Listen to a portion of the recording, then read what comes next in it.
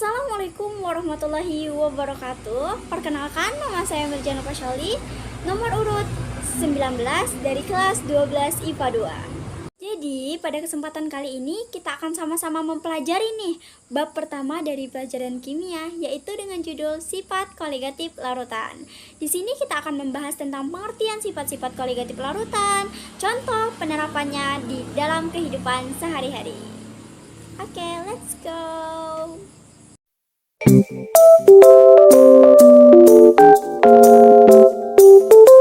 Jadi, sifat koligatif larutan ini terbagi menjadi 4. Yang pertama adalah penurunan titik didih, kenaikan titik beku, penurunan tekanan uap, dan yang terakhir adalah tekanan osmotik.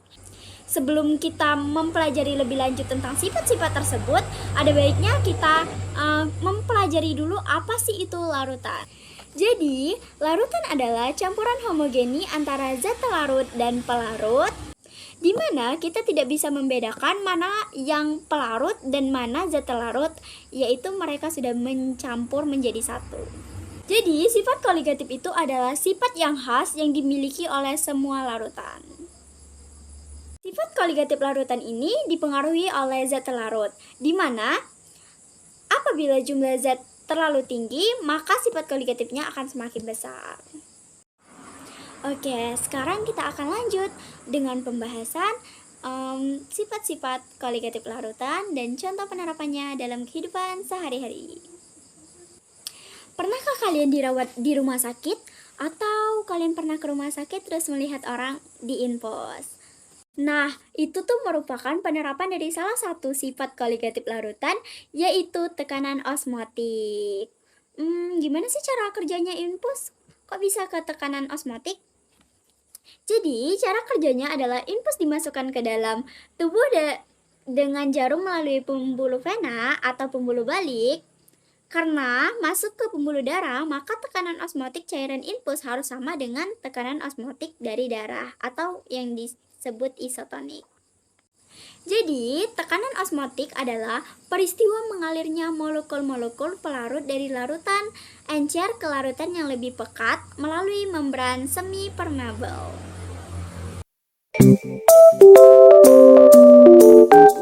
Oke, sifat yang kedua adalah sifat penurunan titik beku. Contohnya, kalian pasti pernah mencoba membuat atau mencoba membeli atau mencoba memakan es tradisional yang sering disebut dengan es puter.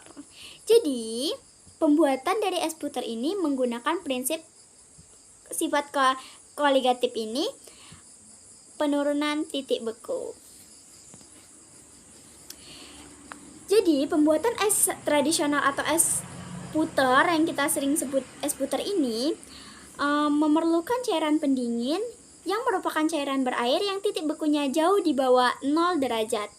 Cairan pendingin ini bisa dibuat dengan melarutkan berbagai jenis garam ke kepingan es batu. Jadi, penurunan titik beku adalah suhu di mana suatu cairan mulai membeku di bawah 0 derajat Celcius.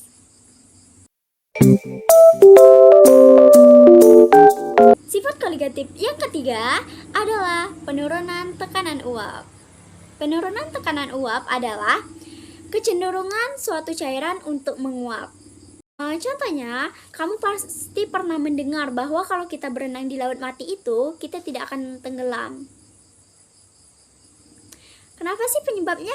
Penyebabnya dikarenakan konsentrasi zat larut yang sangat tinggi, kadar garam pada laut mati ini sangat tinggi, yang menyebabkan air tidak mudah menguap. Karena itulah kita dapat mengapung di dalam laut mati. Di laut mati maksud saya.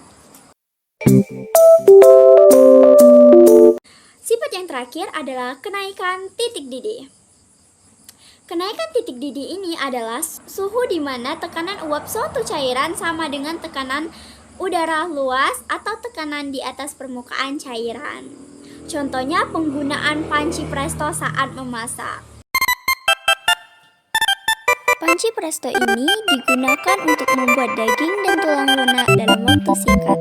Hal ini dikarenakan panci presto menggunakan prinsip kenaikan titik didih, yakni air akan mendidih pada suhu 100 derajat Celcius pada tekanan 1 atmosfer. Karena panci ini terbuat dari stainless steel dan tutup yang rapat, maka uap air yang dihasilkan saat proses pendidihan tidak mungkin keluar dan hanya terkumpul dalam panci presto. Air inilah yang menyebabkan kenaikan tekanan di dalam panci sehingga temperatur didihnya juga naik menjadi lebih besar dari 100 derajat Celcius. Jadi, itulah penjelasan singkat mengenai sifat koligatif larutan. Sampai jumpa di video-video selanjutnya. Dadah!